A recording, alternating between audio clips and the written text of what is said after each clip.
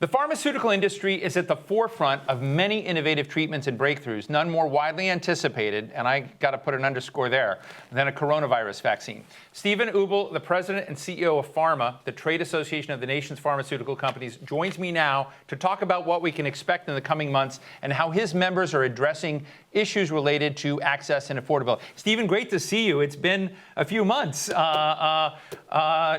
look different.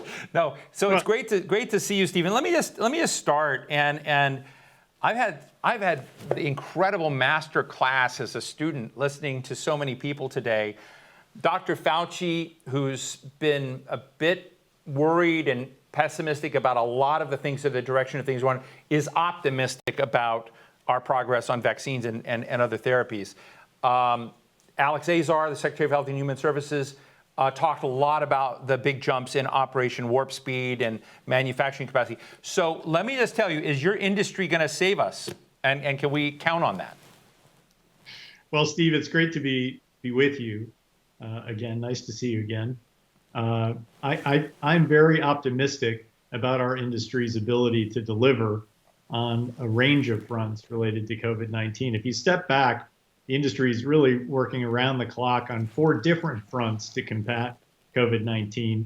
On the testing front, our members like Roche, for example, are dramatically enhancing the nation's testing capacity. What you might not be aware of is our companies actually have their own laboratory testing capability. So Eli Lilly, for example, opened its own drive-through testing center in Indianapolis to enhance the state public health authorities there. Of course, our companies are scanning their vast global libraries to repurpose existing medicines.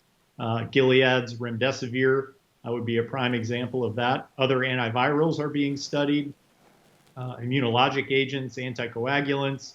There are over 1,200 clinical trials underway with nearly 200 products being studied to target COVID-19. And those products are being made available to patients right now in the context of those clinical trials.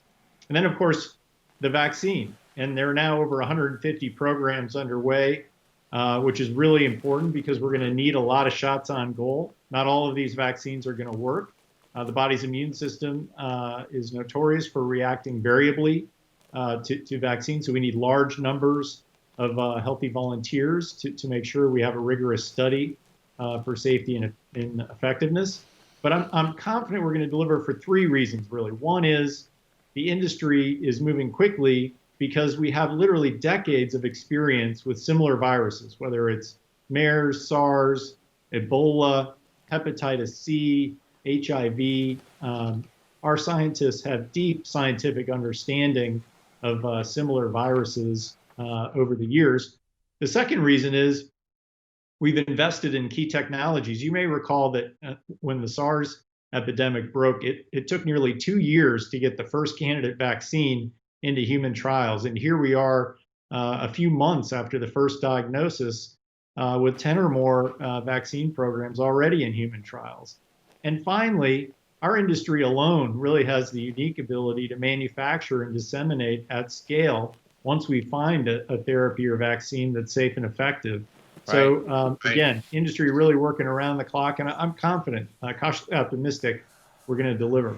Well, you know, I'm buoyed by your confidence, in part. But will Roche or Lilly or someone out there get me a 15-minute test? You know, right now, if you go get a test down the street, it's going to take me in Washington, D.C., a week to get those results.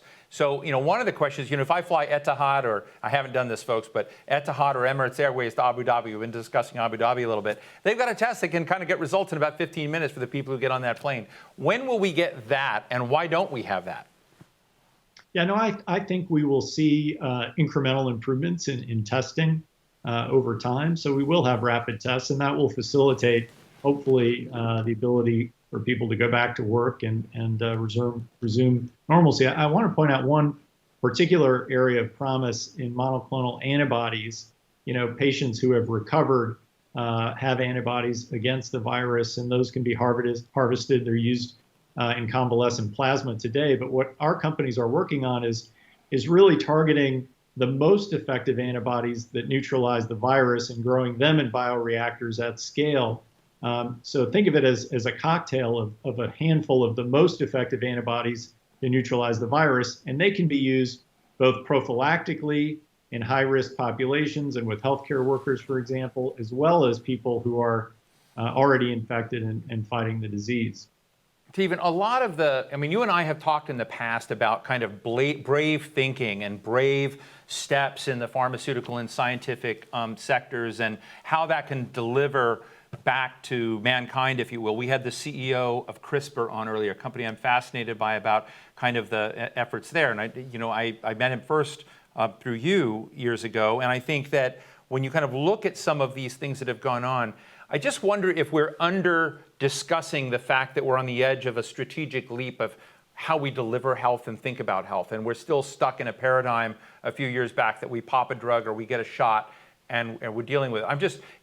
We're RNA-based vaccines, DNA-based vaccines, lots of different things that have never been tried in mass on people before. And I'm wondering if you just, as sort of the Wizard of Oz in your own Oz, do you see us jumping into a really radically different health environment that the kind of fragility we have in healthcare is going to be met with in ways we hadn't expected? Yeah, it's a great comment and question. And I have to say that the innovation that's occurring in our research labs across the country right now is truly incredible. I mean, the FDA approved a record number, 56 new medicines last year. And just a handful of highlights. The first gene therapy to reverse blindness in kids with a rare retinal disorder, a cure for spinal muscular atrophy, which is a devastating fatal disease also impacting kids, personalized cancer treatments like CAR-T immunotherapies. Lung cancer survival rates are up 26% over the last 10 years. A new class of migraine medicines on the horizon to treat wretched diseases, potentially curative treatments for hemophilia, for sickle cell disease. So we're really seeing this unprecedented level of innovation in our space. And the reason is we have the best innovation ecosystem in the world. We have the best doctors and hospitals. We have vibrant capital markets. We have a successful framework that allows our companies to partner with the government, with academia, and for everyone to share in the fruits of those efforts through royalties, for example, to academic institutions. And of course, we have leading clusters around the country of small biotech companies and large biotech companies that are collaborating like never before, both on COVID-19 and a whole range of diseases. I have seen unprecedented collaboration in recent weeks. We have a weekly interaction with FDA leadership. One week it's on vaccines, the next it's on therapeutics. And to see what the companies are doing, they're sharing clinical trial protocols. They're sharing results from their trials in real time. They're even offering to provide their excess manufacturing capacity if a competitor develops a more effective therapy. So the race isn't against each other. They're sort of checking their competitive juices at the door. The race is against time and against the virus. So I do think there's going to be lessons learned that really help us in a range of diseases going forward.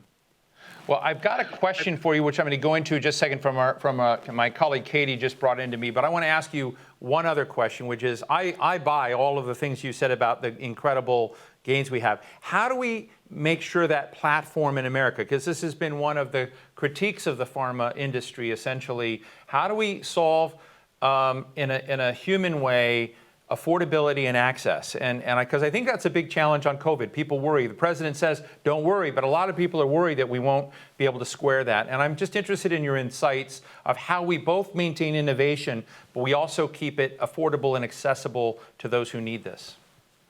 Yeah, it's a great question.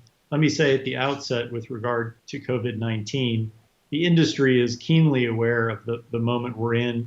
I think the industry is deeply committed to affordability. We're working with government and health plans to ensure that we do have a safe and effective therapy and vaccine, that it is broadly accessible and affordable.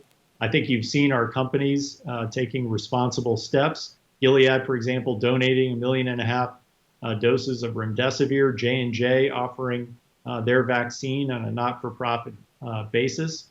So again, the industry keenly aware of the moment in time we're in and deeply committed to affordability. Broadly speaking, how do we balance innovation, like I spoke about a moment ago, and affordability is a really important question. And the good news is they're not irreconcilable. They're not mutually exclusive goals. It's a false choice to pit one against the other. What we really need to do, though, is make some important reforms in our system. I think it's important to make the point that our industry is not for the status quo. We know that changes need to be made to make medicines more affordable for patients. And the real question is, are we going to do it the right way or the wrong way? Are we going to have draconian policies like government setting the price, where we know as we look around the world where governments do that, patients have less access to novel treatments? Or are we going to look at some of the misaligned incentives in our system that allow, that unfortunately lead patients to pay more at the pharmacy counter than they otherwise should? We have a situation today where 50 cents of the dollar of the price of a brand medicine is absorbed by actors in the supply chain. So even though your health plan may get a 50% discount on your medicine, you're paying the full list price. So I think if we really step back and look at all the factors that increase what patients pay and deal with them, we can have both innovation and lower patients' out-of-pocket costs at the pharmacy counter. Thank you for that, Stephen. I'm going to ask you for a 30-second response. And Matt Jesse has written, what concerns do you have about the drug packaging development and approval process to help distribute COVID-19 vaccine? Will there be sufficient vials and syringes? I mean, this vials and syringes thing has come up a few times. Do we have a couple of billion vials and syringes around? No, it's a real issue. It is one of the things that we talk about when we connect with the FDA, as I mentioned, on a weekly basis. Everyone is trying to focus on what can be done concurrently instead of sequentially, and what are potential bottlenecks around the corner that we need to address, and that's one of them. And many people don't think about, well, you need more glass vials. Well, guess what? There's a certain kind of sand that's used to make the vials, and there's only a certain amount of manufacturers of the sand that leads to the vials. The stoppers have to be made in a certain way so that they don't leach into the medicine. So these issues are very much on the screen of the industry and regulators, and we're working hard to address those bottlenecks, but it's just one of a myriad of issues that have to be addressed to make sure when we get a winning therapy or vaccine that we can get it to patients as soon as possible. Well, Stephen Ubel, president of PhRMA, thank you so much for joining us today. It's great to see you, and I hope you'll come back and we can continue to deliberate on these issues. Thanks so much for joining us. Thanks a lot, Steve.